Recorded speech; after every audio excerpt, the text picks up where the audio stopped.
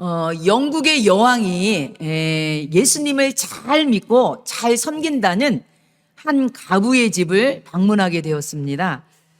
여왕은 이제 이 가부랑 이제 관계를 맺게 되면서 그 집에 자주 왕래하게 되었고 친분을 가지게 되었습니다. 한 번은 여왕이 그녀에게 물었습니다.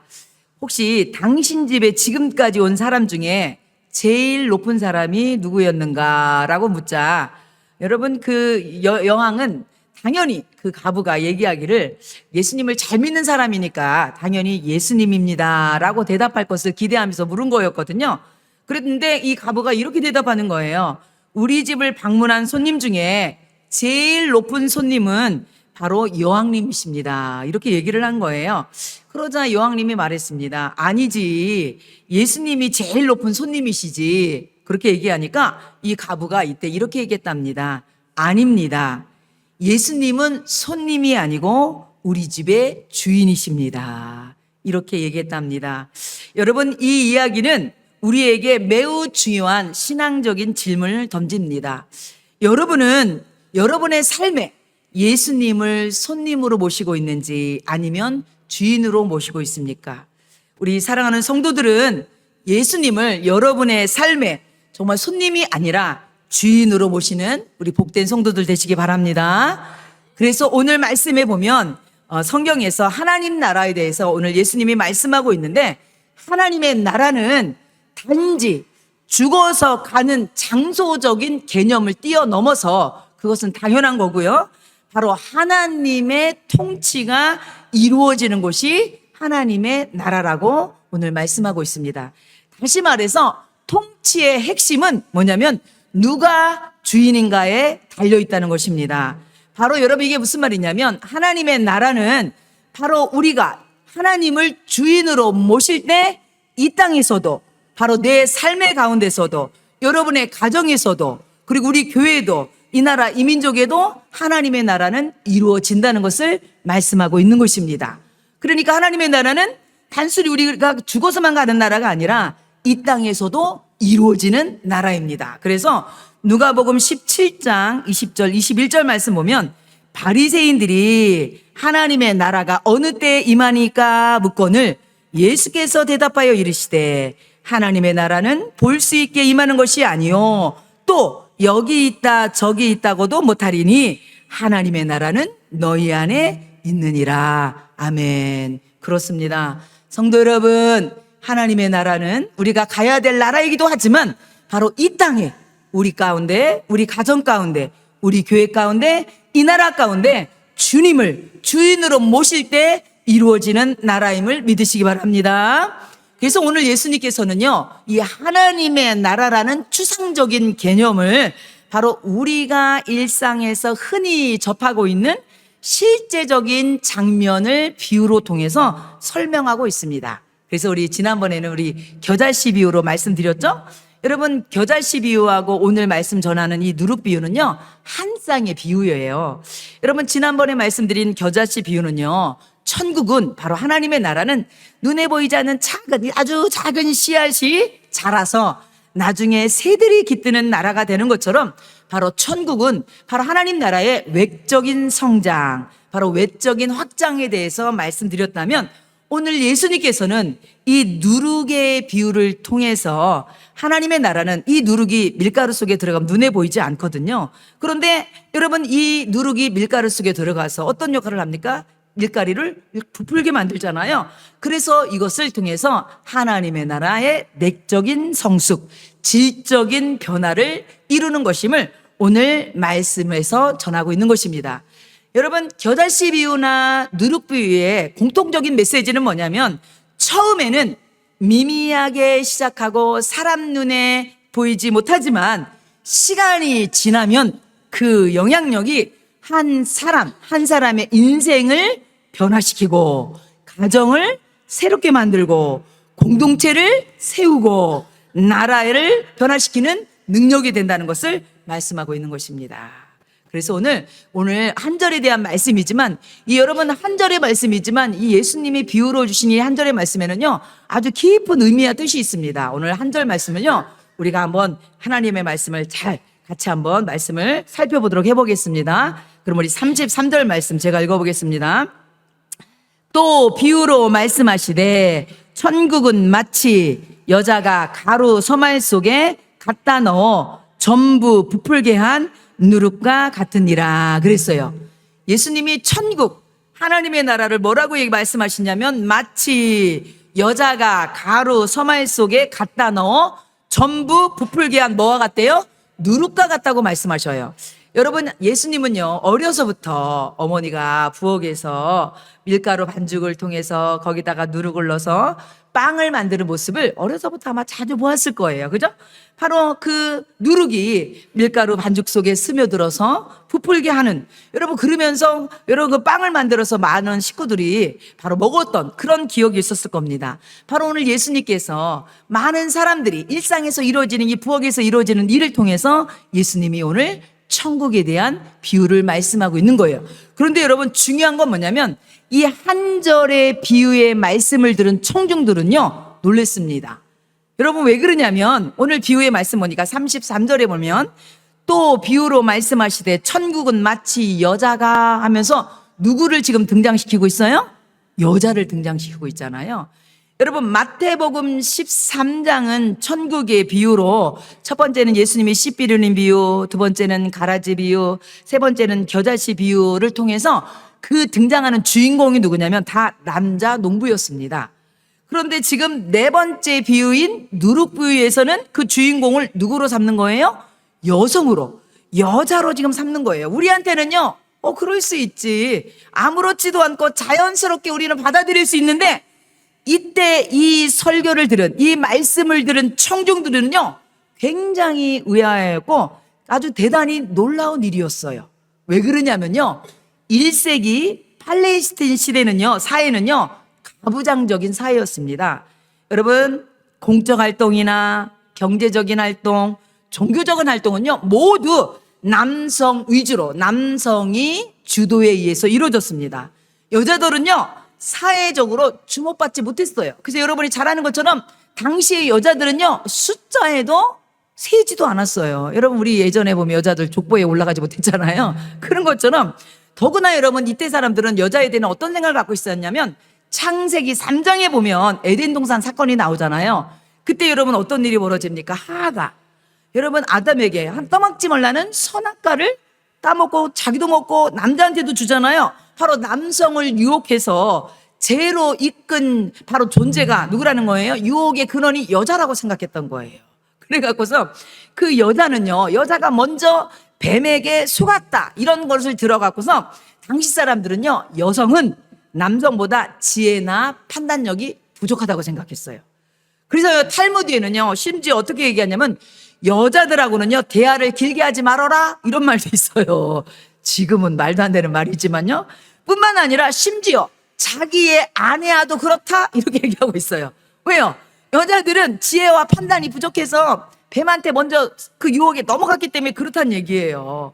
그 당시 여러분 또 유대인 남자들은요 아침마다 기도를 하거든요.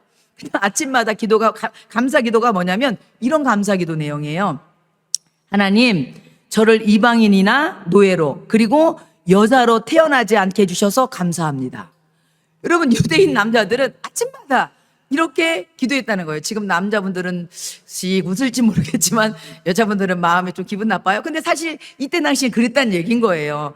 여러분 이것을 통해서도 당시에 유대사에서 여자의 위치가 어때 있는지 우리가 알 수가 있는 거죠. 뿐만 아니라요 여자는요 율법, 하나님의 말씀을 배우는 것조차도 금지시켰어요. 그것을 여러분 무가치하게 여겼어요. 그래서 토라를 배우는 것은요 남자에게만 허용되었고 여자가 토라를 배운다는 것은 상상할 수도 없었어요. 그런데 예수님께서는 여자에게 말씀을 듣고 배우는 길을 열어주셨습니다. 여러분 누가복음 10장 39절 말씀 보니까 그에게 마리아라 하는 동생이 있어 주의 발치에 앉아 그의 말씀을 듣더니 이렇게 되어 있습니다. 여러분 당시에는요 납비의 발치에 앉을 수 있는 사람은요 공식적인 제자가 된다는 의미예요. 그래서 여자는요 납비, 바로 그 율법을 가리키는 선생님의 발치에 앉을 수가 없어요. 허용이 되지 않아요. 그런데 오늘 말씀해 보니까 마리아라는 여자가 예수님의 발치에 앉아서 예수님의 말씀을 듣고 있는 거예요. 이건 뭐냐면 예수님의 공식적인 제자가 된다는 것. 비록 12사도에 들어가지는 않았지만 예수님의 여자의 제자가 됐다는 의미거든요. 예수님께서는 말씀을 듣는 것을 허락한 것뿐만 아니라 바로 여러분 그 예수님이 마리아가 그 말씀 듣는 것을 칭찬하기까지 하신 거예요.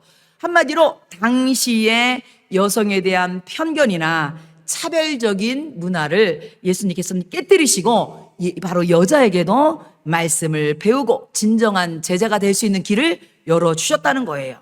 그래서 여러분 오늘 이 누룩의 비유에 여자를 등장시킨 것은 당시의 사람들로서는요 이해가 되지 않았어요. 아니 여자가 어떻게 거룩한 하나님 나라의 비유에 등장할 수가 있어? 이럴 수 있는데 우리 예수님께서는요 과감하게 바로 여자를 비유로 등장시켰다는 얘기인 거죠. 이것은요 당시에 이 말씀을 들은 사람들에게 충격적이고도 아주 파격적인 선언이었습니다. 여러분 그렇습니다. 하나님의 나라는 어떤 특정한 성별이나 쥐나 어떤 한 민족에게 제한되지 않는다는 거예요. 하나님의 나라는 모두에게 열려져 있으며 모두를 통해 하나님 나라가 확장된다는 것을 말씀하고 있는 것입니다.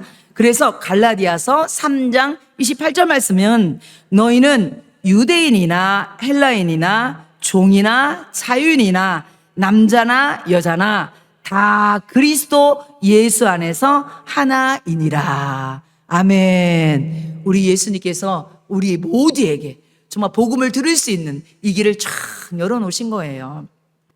그리고 여러분 여기에서 또 한 가지 놀라운 일이 있어요. 첫 번째는 여자를 등장시킨 일이 이 청중으로 하여금 놀라게 했지만 두 번째 청중이 놀란 일이 뭐냐면 누룩을 천국의 하나님 나라라는 비유로 사용했다는 것입니다. 33절 다시 볼까요? 가루 서말 속에 갖다 넣어 전부 부풀게 한 누룩 같으니라 그랬거든요. 여러분 누룩이라는 것은 여러분도 잘 아는 것처럼 이거는 바로균으로 밀가루 반죽을 전체에 퍼져서 어떻게 하는 거예요? 부풀게 하는 역할을 하는 게 누룩이잖아요. 그런데 여러분 이 누룩이라는 것은요 당시 구약 성경이나 그리고 바울도 그랬고 예수님도 이 누룩을 주로 부정적인 의미로 사용했어요. 여러분 출애굽기 12장 15절 말씀 제가 한번 읽어볼게요. 너희는 이레 동안 무교병을 먹을지니 그 첫날에 누룩을 너희 집에서 제하라. 무릇 첫날부터 일곱째 날까지 유교병을 먹는 자는 이스라엘에서 끊어지리라. 이렇게 말씀하고 있습니다. 여러분 이게 무슨 말이냐면 출애굽 당시에 여러분 이스라엘 백성이 출애굽할 때 급히 애굽을 떠나 나오잖아요. 그러다 보니까 여러분 누룩을 넣고 그러면 발효하는 시간이 걸리잖아요. 그러니까 누룩 넣을 시간이 없는 거예요. 그러니까 누룩을 넣지 않는 빵을 먹거든요. 바로 그것을 기념하면서 바로 이스라엘 백성이 6월절부터 바로 무교절 6월절 다음 날인 7일까지 이 누룩 넣지 않는 빵 무교병을 먹었어요. 그런데다가 이스라엘 백성들은요 6월절이라는 것은 아주 큰 명절이거든요. 6월절 무교절은 여러분이 잘 아는 것처럼 6월절은 어떤 날이에요? 여러분 하나님께서 애굽 땅에 마지막 애굽에 열재앙 내릴 때 장자가 죽는 재앙이었잖아요. 그런데 여러분 어린 양의 피가 발린 그 집은 다 6월에 장자가 죽는 그 재앙이 넘어갔잖아요. 그래서 이스라엘 백성은 모두 다 어린 양을 잡아서 그 문설주의 발름으로 인해서 죽음이 재앙이 넘어갔잖아요. 그것을 기념하는 거잖아요. 그 6월절이 어린 양 예수가 바로 오늘날 예수님이시잖아요. 그렇기 때문에 이들은요 바로 그 6월절 큰 명절에는요 바로 집안에 있는 누룩 그리고 무교절에도 마찬가지고 모든 집안에 있는 누룩은요 여러분 집 마당에 갖다 버리는 정도가 아니라 다 불태웠어요. 왜 그러냐면 당시에 누룩이라는 것은 제약 그리고 죄 부패 이런 거를 상징했거든요. 그래서 이걸 모두 다 마당에 가서 다 불태워버렸어요. 그래서 여러분 고린도전서 5장 6절에서 8절에도 보면 바울도 누룩에 대해서 이렇게 얘기합니다. 너희가 자랑하는 것이 옳지 않도다. 적은 누룩이 온 덩어리에 퍼지는 것을 알지 못하느냐? 너희는 누룩 없는 자인데 새 덩어리가 되기 위하여 묵은 누룩을 내버리라. 이러므로 우리가 명절을 지키되 묵은 누룩으로도 말고 악하고 악의에 찬 누룩으로도 말고 누룩 없이 오직 순전함과 진실함의 떡으로 하자 그랬어요. 지금 이게 무슨 말이냐면 지금 바울이 고린도 교회에게 누룩을 무엇으로 비유하고 있냐면 죄와 악의 상징으로 비유하고 있습니다. 그렇기 때문에 이 누룩을 방치하지 말고 어떻게 하라는 거예요? 제거하라는 거예요.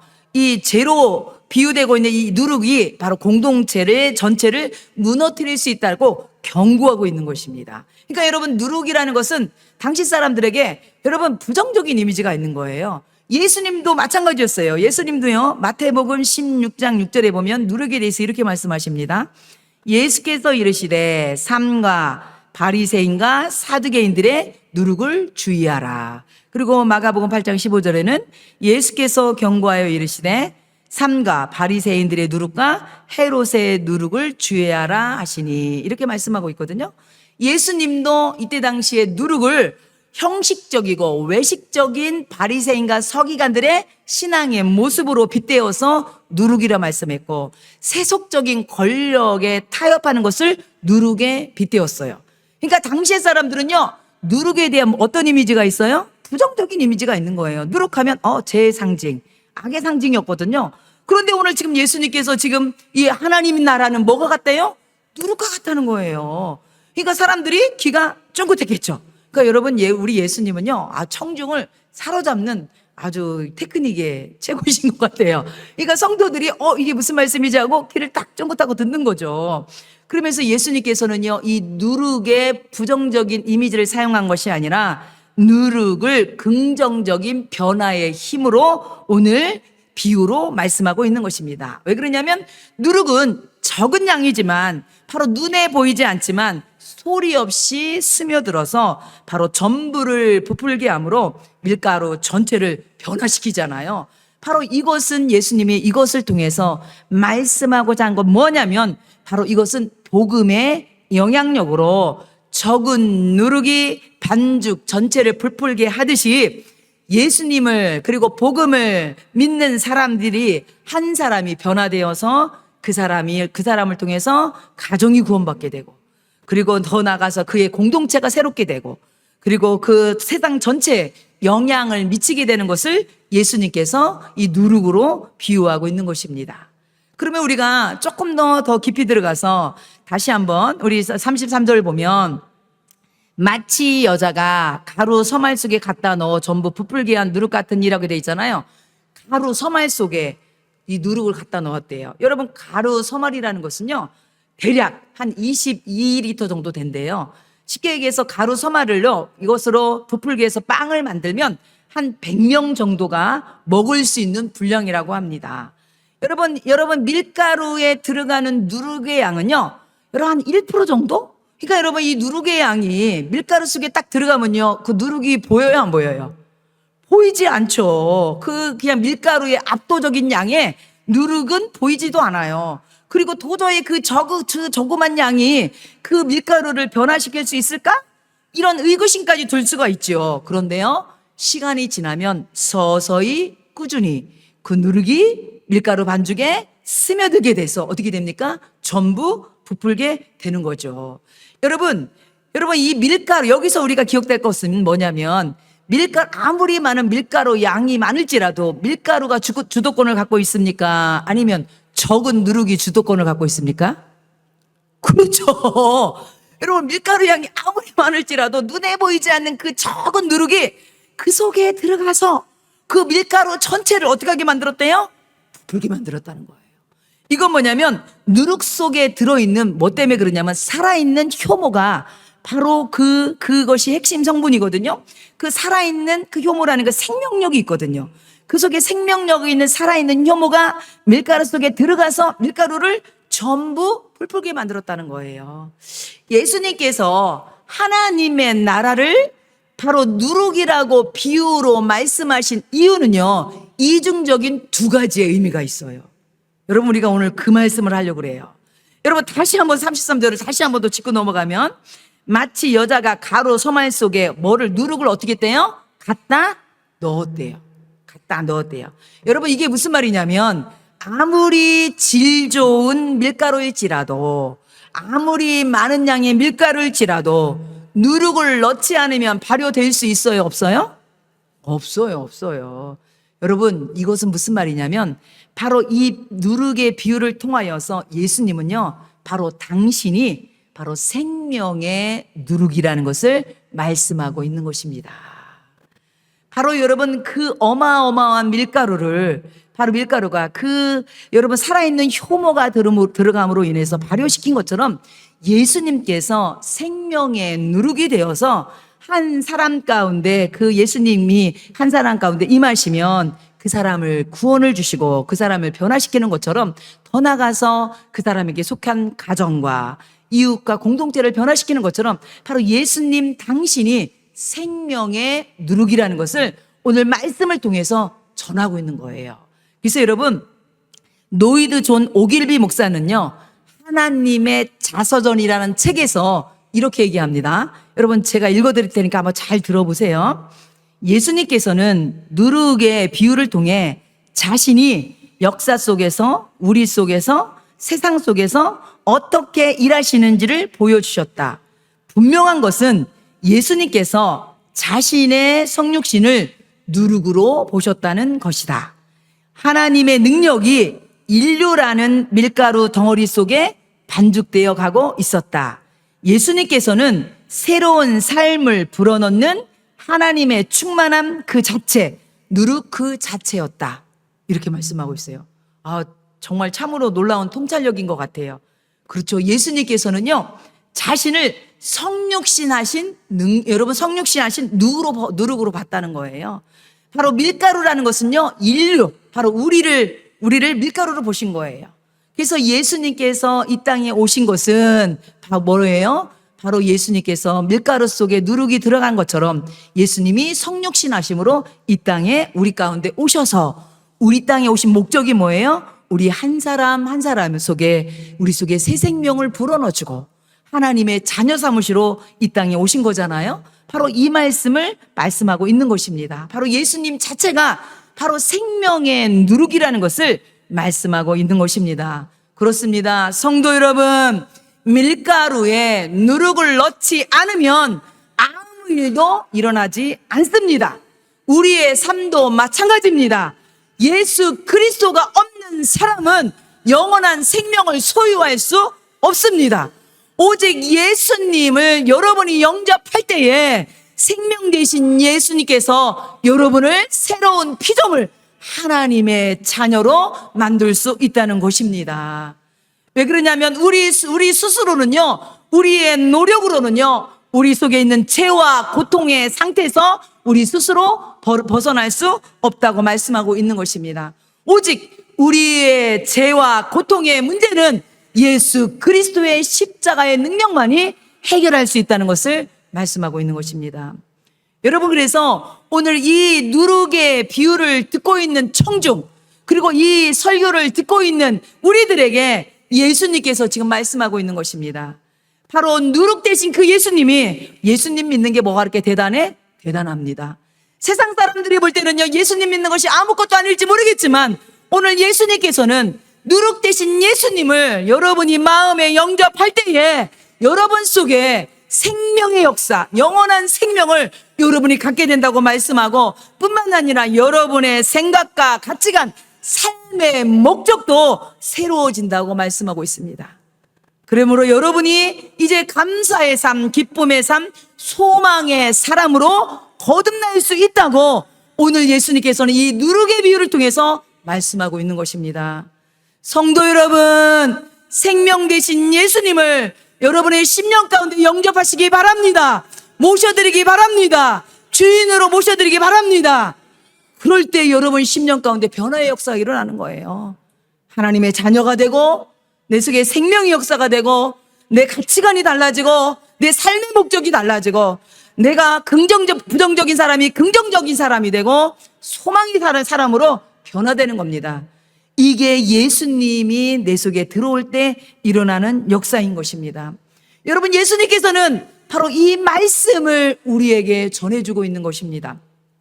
그리고 두 번째 중요한 건 뭐냐면, 여러분, 여기에서 누룩이 밀가루 속에 들어갔을 때 자기의 존재를 상실해야지만 밀가루를 변화시킬 수 있어요. 이게 무슨 말이에요?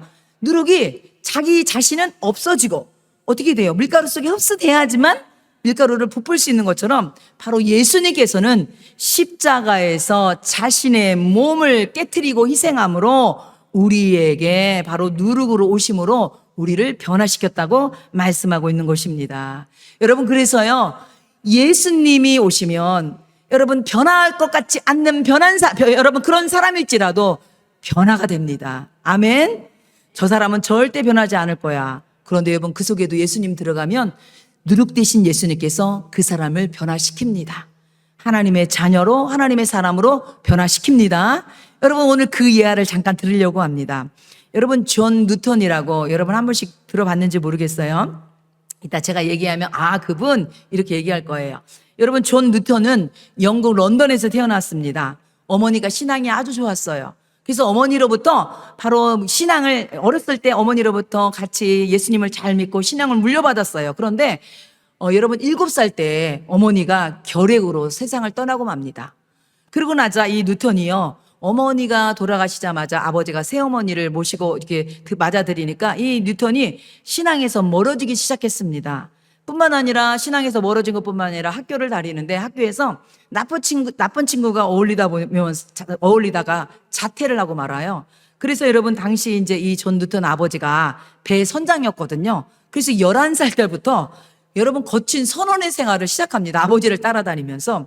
여러분, 이때부터 뉴턴이요, 방탕한 생활이 시작되는데, 여러분 무절제하고, 여러분 술과 폭력, 욕설은 여러분 기본이고, 이런 삶에 빠져들기 시작합니다. 그리고 여러분, 뉴턴이 18살 때 해군으로 입대하는데 탈영까지 합니다.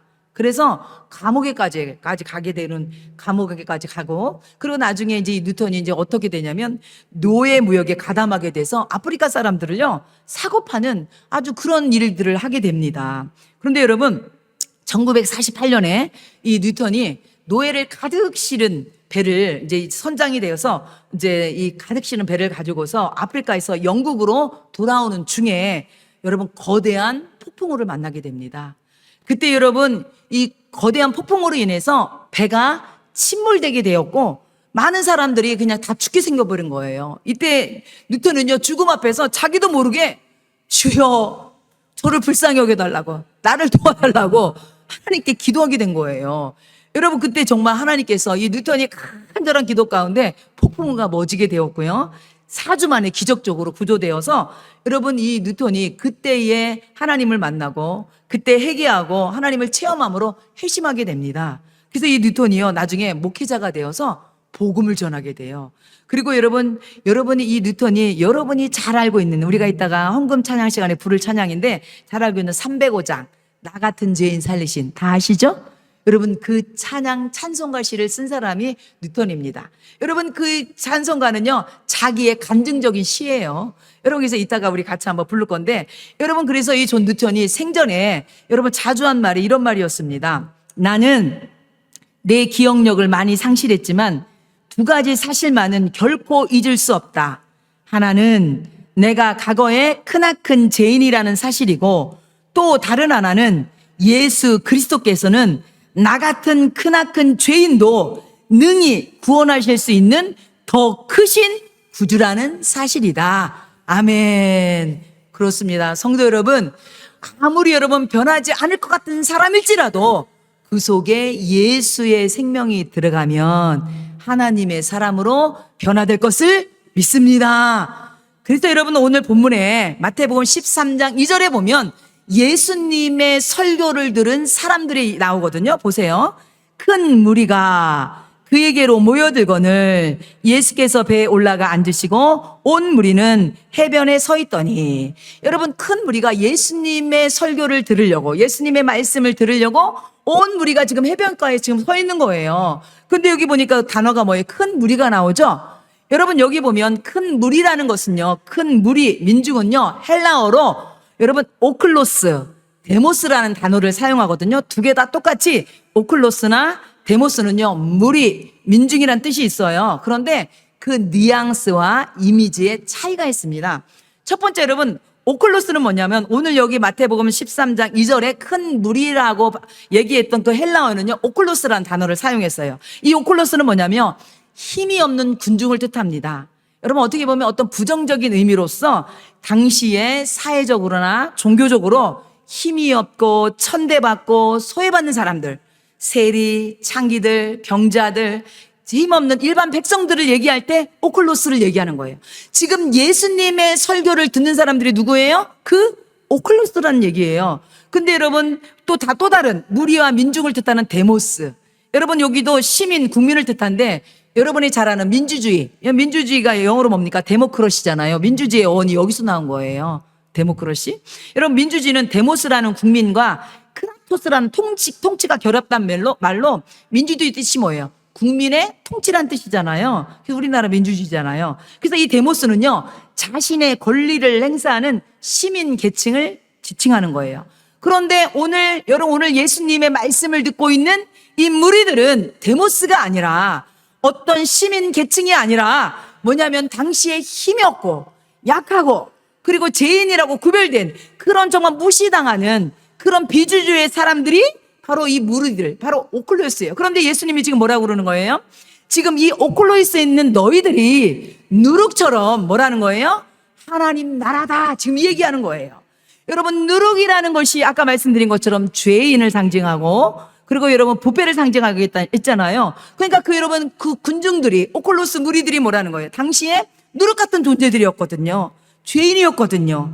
그 여러분 정말 어떻게 보면 불태워서 없어질 그런 존재들이었거든요. 그런데 지금 하나님께서 지금 뭐라고 그러는 거예요? 너희들이 바로 누룩이다 이 말씀을 하는 거예요. 그래서 야고보서 2장 5절 말씀 보면 내 사랑하는 형제들아 들을지어다.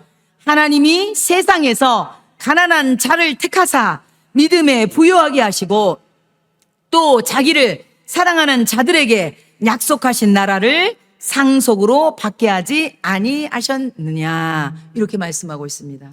그렇습니다.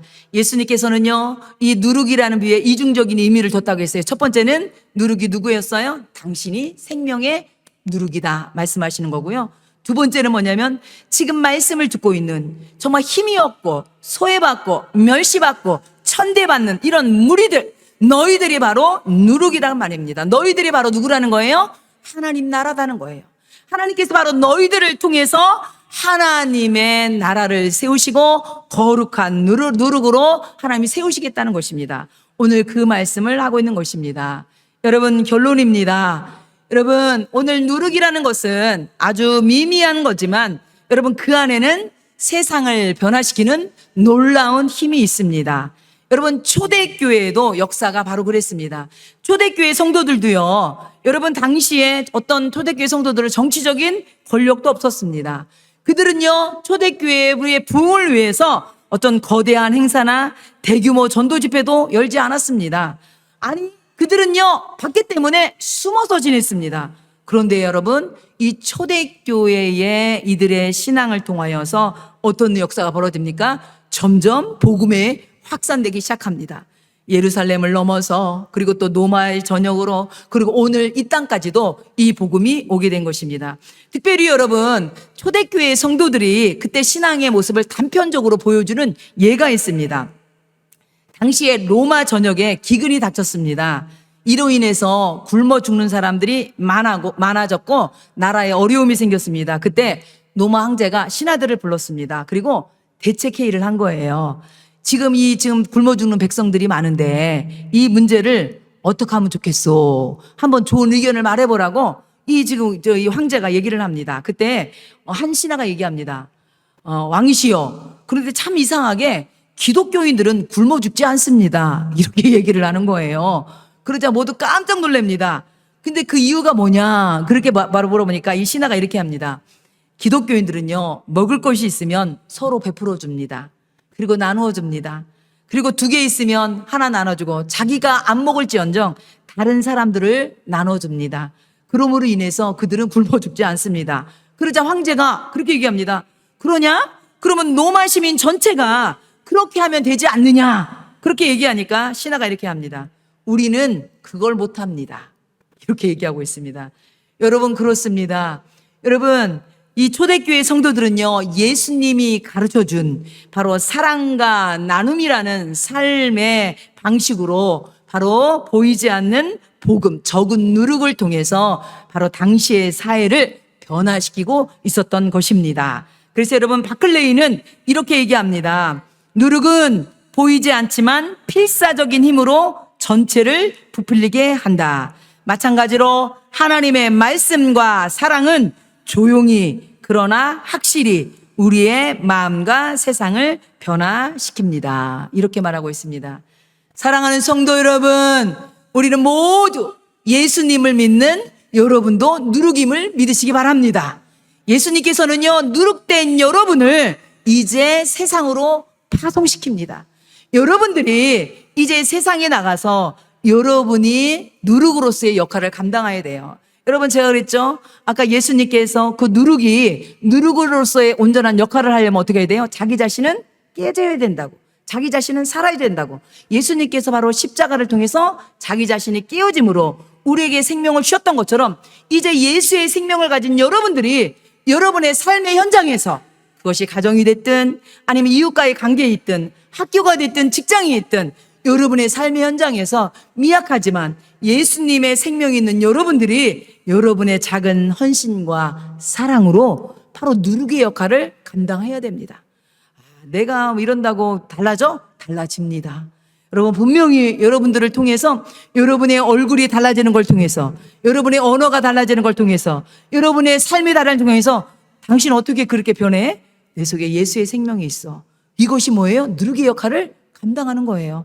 당신이 요즘 달라진 것 같소. 그게 뭐예요? 예수의 생명이 여러분을 달라지게 되는 거예요. 그러므로 인해서 바로 여러분 자신에게도, 여러분의 가정도, 여러분의 일터도, 여러분의 학교도 예수님의 주인 되는 하나님의 나라가 이루어지기를 축원합니다. 우리 모두 이 놀라운 누룩의 역할을 감당하는 우리의 귀한 성도들 되기를 축원합니다.